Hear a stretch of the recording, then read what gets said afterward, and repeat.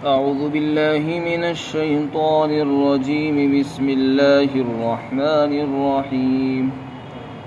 وما لي لا أعبد الذي فطرني وإليه ترجعون. أأتخذ من دونه آلهة إن يردني الرحمن بضر لا تغني عني شفاعتهم شيئا ولا ينقذون. إني إذا لفي ضلال مبين. إني آمنت بربكم فاسمعون. قيل ادخل الجنة قال يا ليت قومي يعلمون. بما غفر لي ربي وجعلني من المكرمين. وما أنزلنا على قومه من بعده من جند من السماء وما كنا منزلين. إن كانت إلا صيحة واحدة فإذا هم خامدون. يا حسرة على العباد ما يأتيهم من رسول إلا كانوا به يستهزئون. ألم يروا كم أهلكنا قبلهم من القرون أنهم إليهم لا يرجعون. وإن كل لما جميع لدينا محضرون. اور میں کیوں اس ذات کی عبادت نہ کروں جس نے مجھے پیدا کیا اور اسی کی طرف تم سب لوٹا دیے جاؤ گے. اور کیا میں اللہ کو چھوڑ کر ایسے خدا بنا لوں کہ اگر رحمان مجھے کوئی نقصان پہنچانے کا ارادہ کرنے لگے تو ان کی سفارش مجھے کچھ بھی نفع نہ دے اور نہ وہ مجھے بچا سکیں نہ چھڑا سکیں. یقیناً میں اگر ایسا کروں گا تب تو میں کھلی گمراہی میں واقع ہو جاؤں گا. اور دیکھو میں تو تمہارے پروردگار پر ایمان لا چکا ہوں، اب تم بھی میرا اعلان سن لو. اس کے بعد اس شخص کو قتل کر دیا گیا اور اللہ کی طرف سے اس کو کہا گیا کہ تم جنت میں داخل ہو جاؤ. اس شخص نے جنت میں داخل ہو کر کہا کاش میری قوم کو میرے حال کا علم ہو جاتا، اس وجہ سے کہ میرے رب نے میری بخشش فرما دی اور مجھے معزز لوگوں میں شامل فرمایا. اور ہم نے اس شخص کے بعد اس کی قوم پر آسمان سے کوئی لشکر نہیں اتارا اور نہ ہی ہم اتارنے والے تھے. وہ تو بس ایک چیخ تھی کہ جس کی وجہ سے وہ ایک دم سے بجھ کر رہ گئے. اے لوگو، حسرت اور افسوس کرو بندوں پر کہ کوئی رسول ایسا نہیں آیا جس کے ساتھ یہ مذاق اور استہزاء نہ کرتے. کیا انہوں نے نہیں دیکھا کہ ہم نے ان سے پہلے بہت سی قوموں کو ہلاک کیا ہے اور وہ قومیں وہ ہیں جو ان کے پاس لوٹ کر نہیں آتی. اور دیکھو سب کو جمع کر کے ہمارے پاس حاضر کر دیا جائے گا.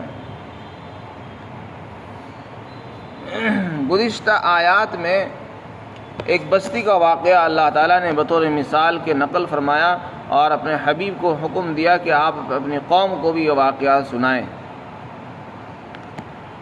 یہ کون سی بستی ہے اس کا تذکرہ پہلے آیا کہ یہ انطاکیہ شہر ہے ملک شام کے اندر.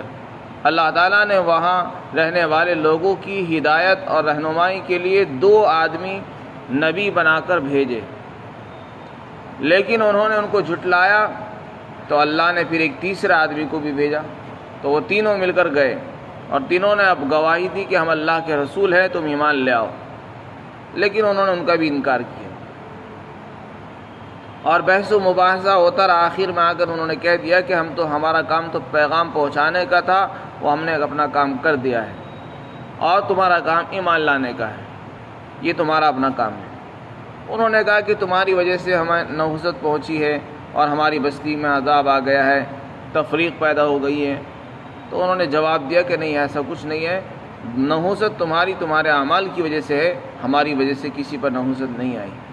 انہوں نے دھمکیاں بھی دی کہ اگر تم باز نہیں آؤ گے تو ہم تم کو سنسار کر دیں گے اور ہماری طرف سے بڑی تکلیف پہنچے گی. غرض یہ انبیاء علیہم السلام ابھی دعوت کا کام کر ہی رہے تھے کہ اتنے میں ایک آدمی دور شہر کے دوسرے کونے سے آیا دوڑتا ہوا، جس کا نام بعض روایتوں میں حبیب نجار بتایا گیا ہے، وہ آدمی ان انبیاء پر ایمان لا چکا تھا۔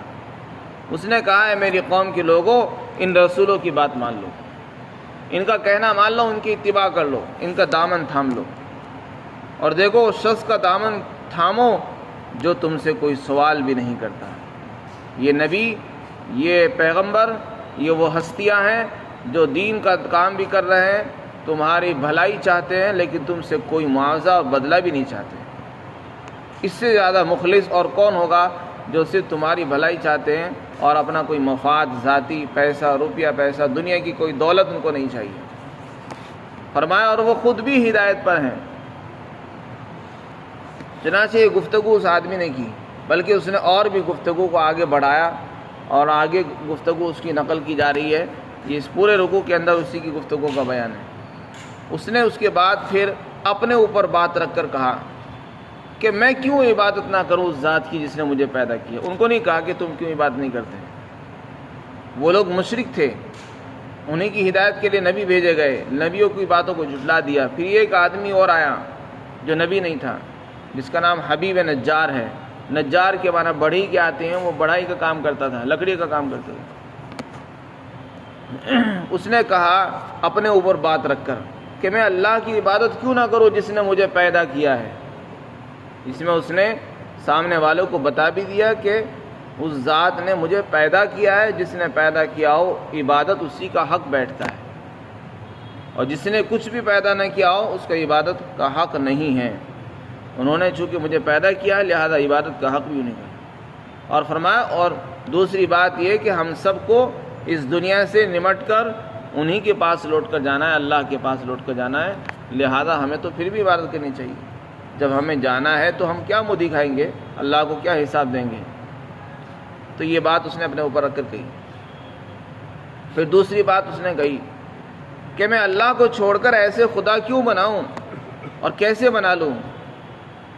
کیا میں اللہ کو چھوڑ کر ایسے خدا بنا لوں کہ اگر رحمان یعنی اللہ تعالیٰ مجھے عذاب دینا چاہے، کوئی نقصان پہنچانا چاہے، کوئی مصیبت بھیجنا چاہے، تو ان معبودوں کی سفارش مجھے کچھ بھی کام نہ دے سکے، اور یہ معبود مجھے اس مشکل سے اور اس مصیبت سے بھی نہ چھڑا سکے،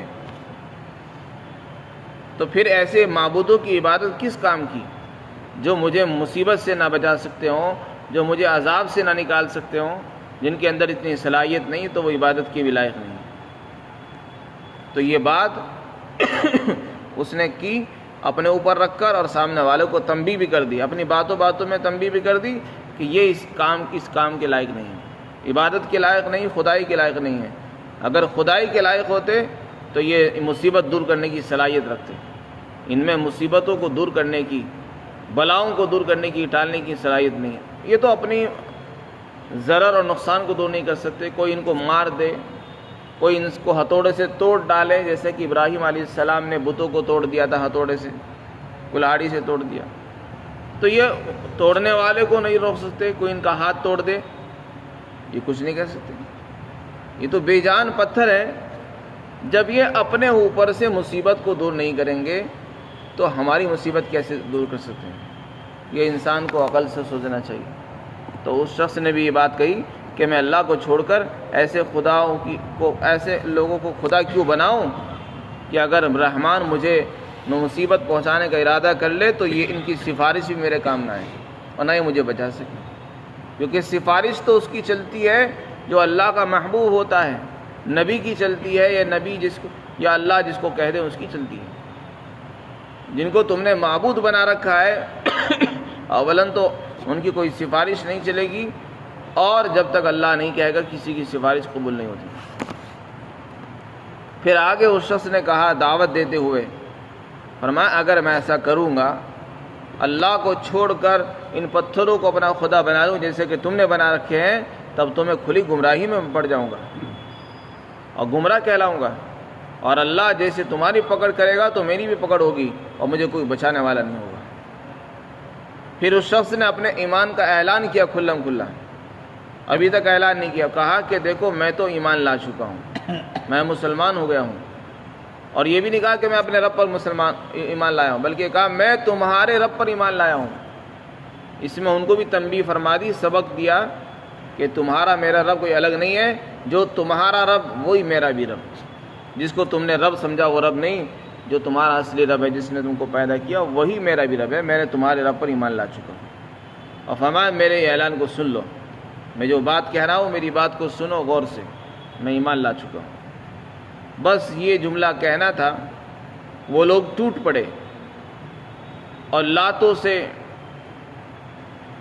اور پتھروں سے اس شخص کو بہت بری طریقے سے مارا، یہاں تک کہ وہ شخص شہید ہو گیا، اس کو ہلاک کر دیا۔ پھر اللہ کی طرف سے اس کو کہا گیا کہ تم جنت میں چلے جاؤ، چنانچہ اللہ تعالیٰ نے مرتے ہی ان کو جنت میں داخل فرما دیا۔ اگر اس کے ظاہری معنی مراد لی جائے تو اللہ نے فوری طور پر جنت میں داخل کر دیا، اللہ کے لیے کوئی مشکل نہیں ہے، کوئی چیز بعید نہیں ہے، جو چاہے کر سکتا ہے، اس کی مرضی ہے۔ لیکن علماء نے اس کے دوسرے معنی بھی لیے کہ جنت میں داخلہ ویسے تو قیامت کے دن حساب کتاب کے بعد ہوگا، کہ پہلے حساب کتاب ہوگا، حشر نشر ہوگا، جب حساب کتاب ہو جائے گا پھر جنت اور جہنم کا داخلہ ہوگا۔ پھر یہاں یہ جو کہا جا رہا ہے کہ جنت میں داخل ہو جاؤ، اس شخص کو مرتے ہی کہہ دیا گیا کہ تم جنت میں چلے جاؤ، اس کا کیا مطلب ہے؟ تو اس کا مطلب یہ لیا جائے گا کہ اللہ تعالیٰ بہت سے بندوں کے لیے عالم برزخ کے اندر بھی بہت سی جنت کی نعمتیں عطا فرما دیتے ہیں۔ چنانچہ حدیث شریف میں آتا ہے کہ جب کوئی مومن بندہ قبر میں پہنچتا ہے تو قبر اس کے لیے جنت کا باغ بنا دی جاتی ہے، جنت کی ہوائیں، جنت کی خوشبوئیں وہاں پہنچتی ہیں۔ اور اگر کوئی کافر پہنچتا ہے تو وہ قبر اس کے لیے جہنم کا گڑھا بن جاتی ہے، عذاب کا ایک مرکز اور ٹھکانہ بن جاتی ہے۔ تو جنت میں تو انسان قیامت کے بعد، حشر نشر کے بعد ہی، حساب کتاب کے بعد پہنچے گا، لیکن اللہ تعالیٰ یہ جو قبر کی زندگی جس کو برزخ کی زندگی کہتے ہیں، اس میں بھی بہت سی نعمتیں عطا کر دیتے ہیں۔ تو یہ مطلب ہے کہ تم جنت کی نعمتیں حاصل کرو اور جنت میں چلے جاؤ۔ اس میں اللہ نے پہلے ہی پیشین گوئی فرما دی کہ وہ آدمی جنتی ہے، اس کے لیے جنت میں جانا یقینی چیز ہے۔ لیکن اس شخص نے جنت کے اندر داخل ہو کر بھی اپنی قوم کو فراموش نہیں کیا، بلکہ وہاں بھی اپنے قوم کو یاد کرنے لگا، کہنے لگا کاش میری قوم کو میرا حال پتہ چل جاتا کہ میرے رب نے مجھے معاف کر دیا ہے اور مجھے معزز لوگوں میں شامل کیا ہے۔ وہاں بھی جا کر وہ تمنا کرنے لگا کہ میری قوم کو اگر میرا حال پتہ چل جائے تو وہ بھی مسلمان ہو جائیں گے۔ یہ وہی کر سکتا ہے جس کو اپنی قوم سے ہمدردی ہو، سچی محبت اور تعلق ہو، وہ یہ ہمدردی کرتا ہے، مرنے کے بعد بھی وہ تمنا کرے گا۔ تو اس نے وہاں جا کر تمنا کی، کاش میری قوم کو میرا حال پتہ چل جاتا کہ میرے رب نے مجھے معاف کیا ہے، میرے گناہوں کو بخش دیا ہے اور مجھے معزز لوگوں میں شامل فرما دیا ہے۔ آگے اللہ تعالیٰ نے فرمایا کہ جب انہوں نے اس آدمی کے ساتھ یہ سلوک کیا اور نبیوں کے ساتھ یہ گستاخیاں کی کہ ان کو جھٹلایا، اللہ کے کلام کو بھی جھٹلایا اور اس شخص کو شہید کر دیا مار مار کر، تو پھر اللہ تعالیٰ نے اس قوم کو ہلاک کر دیا۔ اور ان کی ہلاکت کے لیے کوئی بہت بڑا لشکر نہیں آیا، کوئی فرشتوں کی بہت بڑی جماعت نہیں آئی۔ اللہ تعالیٰ فرماتے ہم نے اس آدمی کے ہلاک ہونے کے بعد اس کی قوم پر کوئی آسمانی لشکر بھی نہیں اتارا جیسے کہ بہت سے قوموں پر آئے، نہیں فرمایا، اور نہ ہمیں اتارنے کی ضرورت تھی، ہم نے تو بس ایک فرشتے کو حکم دیا، اسی فرشتے نے ایسی چنگاہٹ اور آواز نکالی، چیخ، کہ اس سے ان کے کلیجے پھٹ گئے اور سب ایسے ہو گئے جیسے کہ آگ جب بجھ جاتی ہے، آگ جلنے کے بعد راکھ ہو جاتی ہے، بالکل ایسے بجھے ہوئے ہو گئے جیسے تھے ہی نہیں۔ ابھی تھوڑی دیر پہلے وہ ہنس رہے تھے، بول رہے تھے، چل پھر رہے تھے، اور ایک دم سے چنگاڑ ایسی آئی کہ پورا شہر خاموشی میں بدل گیا، سناٹے میں تبدیل ہو گیا، بجھ کر رہ گئے، جیسے کہ آگ بجھنے کے بعد راکھ ہو جاتی ہے، راکھ میں تبدیل ہو جاتی ہے، بس وہ بھی اسی طرح راکھ میں تبدیل ہو گئے، ان کی لاشیں تھی، کوئی شہر میں آواز نہیں تھی، سناٹا چھایا ہوا تھا۔ یہ اس کا نتیجہ ہوا کہ اللہ تعالیٰ کی انہوں نے نافرمانی کی، نبیوں کی ناقدری کی اور اس شخص کا قتل کیا۔ اللہ نے اس کو تو جنت میں پہنچا دیا لیکن اس قوم کو ہلاک کر دیا۔ تو یہ مکہ والوں کو سنایا جا رہا ہے کہ ہمیں ہلاک کرنے کے لیے کوئی بہت بڑے لشکر بہت بڑی جماعتیں، بہت زیادہ فورس اور فوج کی ضرورت نہیں ہوتی، ہم تو جب چاہتے ہیں کلمہ کن سے کام کر دیتے ہیں۔ اللہ کو کلمہ کن کی بھی ضرورت نہیں ہے، وہ تو جب چاہتا ہے، جو چاہتا ہے، جیسا منشا ہوتی ہے ایسا کر دیتے ہیں۔ فرمایا وما انزلنا، اور ہم نے اس کی قوم کے اوپر اس کے بعد کوئی لشکر آسمانی نہیں بھیجا اور نہ ہمیں اتارنے کی ضرورت تھی۔ وہ تو ایک چیخ تھی، وہ چیخ کے آتے ہی وہ اچانک سے بجھ کر رہ گئے۔ پھر آگے فرمایا اللہ تعالیٰ نے افسوس ہے بندوں پر۔ اس کا ایک دوسرا ترجمہ یہ کیا گیا کہ لوگوں کو کہا جا رہا ہے کہ اے لوگوں، ان بندوں پر افسوس کرو جن کی خیر خواہی، ہمدردی کے لیے اللہ نے نبی بھیجے، ایک نہیں 3 نبی بھیجے، اور چوتھا وہ آدمی آیا جو ان کا خیر خواہ اسی قوم کا ایک آدمی تھا، پھر بھی انہوں نے ناقدری کی، اللہ کی نافرمانی، اللہ کے کلام کو جھٹلا دیا، رسولوں کا انکار کر دیا۔ تو ایسی لوگ افسوس کے قابل ہیں، افسوس کرنا چاہیے ایسے بندوں پر کہ کوئی رسول ایسا نہیں آیا جس کا یہ مذاق نہ اڑاتے ہوں۔ جو بھی رسول آتا اس کے ساتھ استہزاء کرتے، مذاق اڑاتے، ٹھٹا کرتے تھے۔ فرمایا کیا، اب آگے اللہ تعالیٰ فرماتے ہیں کیا انہوں نے نہیں دیکھا کہ ہم نے ان سے پہلے کتنی قومیں ہلاک کر دی؟ مکہ والوں کو سنایا جا رہا ہے کہ آپ ان کو کہو، اے مکہ والو، آج جو تم امام الانبیاء کا انکار کرتے ہو، قرآن کا انکار کر رہے ہو، تمہیں پتہ نہیں تم ملک شام جاتے ہو، اس ملک شام کے راستے میں قوم لوط کی بستیاں، قوم عاد اور سمود کے کھنڈرات یہ تم کو نظر آتے ہیں، تم عبرت کیوں حاصل نہیں کرتے؟ ایک وقت وہ تھا کہ ان کے پاس پوری طاقت تھی، قوت تھی، صلاحیت تھی، انہوں نے ہلاک کیا، انہوں نے اللہ کے رسول کی ناقدری کی، اللہ نے ان کو ہلاک کر دیا۔ تو تم کیا ہو ان کے سامنے؟ کچھ بھی نہیں۔ اللہ نے فرما دیا تم کو تو ہم نے کچھ بھی نہیں دیا، وہ تو 10واں حصہ بھی نہیں ہے جتنا ہم نے تم کو دیا ہے۔ تم سے پہلے لوگوں کو ہم نے جتنا دولت، مال، قوت، صلاحیت عطا فرمائی تھی، اس کا عشر عشیر اور 1000واں حصہ بھی تم کو نہیں ملا ہے، پھر تم کس بنیاد پر گھمنڈ کرتے ہو؟ مکہ والوں کو سنایا جا رہا ہے۔ فرمایا یہ وہ لوگ ہیں جو جا چکے ہیں اور دوبارہ لوٹ کر نہیں آ رہے ہیں۔ جو ایک مرتبہ چلا گیا، جو قوم ہلاک ہو گئی، وہ دوبارہ لوٹ کر بھی نہیں آتی۔ تو تم کو تو عبرت لینی چاہیے کہ ان کا حال یہ ہوا، کل کو اگر ہم ہلاک ہو جائیں گے دوبارہ لوٹ کر بھی نہیں آ سکیں گے۔ اس لیے ابھی اپنی آخرت کو درست کر لیں، آخرت کو سوال نہیں، ایمان لے آئیں اور اللہ پر ایمان اختیار کریں۔ آگے اللہ تعالیٰ فرماتے ہیں وَإِن كُلُّ لَمَّا، یہ جتنی بھی جماعتیں آئی ہیں، جتنی بھی جماعتیں ہوں گی، فرمایا ان سب کو ایک ایک کو اکٹھا کر کے ہمارے سامنے حاضر کر دیا جائے گا قیامت کے دن۔ کوئی جماعت نافرمان ہو یا فرما بردار ہو، جتنی بھی قومیں ہلاک ہوئی ہیں سب کو اللہ تعالیٰ کی بارگاہ میں جمع کیا جائے گا اور پھر وہاں حساب کتاب ہوگا۔ اللہ تعالیٰ ہم سب کو عمل کی توفیق عطا فرمائے۔ ان آیات، اس قصے کے اندر ایک بات یہ معلوم ہوئی کہ جب آدمی دعوت کا کام کرے تو اکیلا دعوت کا پیغام لے کر نہ جائے۔ اللہ تعالیٰ نے یہاں پر ایک نہیں 2 نبیوں کو ایک ساتھ بھیجا، پھر 2 کی بات کا انکار کر دیا گیا تو تیسرے کو بھی بھیجا۔ تو جب 2 آدمی 3 آدمی کسی بات کو، کسی پیغام کو لے کر پہنچتے ہیں تو وہ مفید بھی ہوتا ہے اور سامنے والے پر اس کا اثر بھی پڑتا ہے۔ اسی طرح اس میں دعوت کے اصول میں یہ بھی بتایا کہ جو آدمی دعوت اور تبلیغ کا کام کرتا ہے وہ خود بھی ہدایت پر ہونے چاہیے۔ یہ لوگ بھی ہدایت پر تھے، ان کی خصوصیت بیان کی کہ وہ لوگ خود بھی سیدھے راستے پر چل رہے تھے۔ جب آدمی خود صحیح راستے پر ہوگا تو اس کی دعوت میں اثر ہوگا، اور جو آدمی خود عمل نہیں کرتا ہے، دوسروں کو لمبی لمبی باتیں کرتا ہے تو اس کی باتوں میں اثر اور دم نہیں رہتا ہے۔ اسی طرح تیسری بات یہ فرمائی کہ یہ لوگ اپنی دعوت پر کسی اجر اور بدلے کا سوال نہیں کرتے تھے۔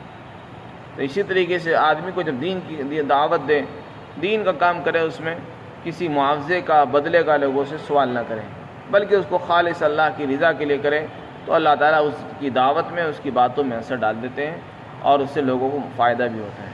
اللہ تعالیٰ ہم سب کو عمل کی توفیق نصیب فرمائے گا۔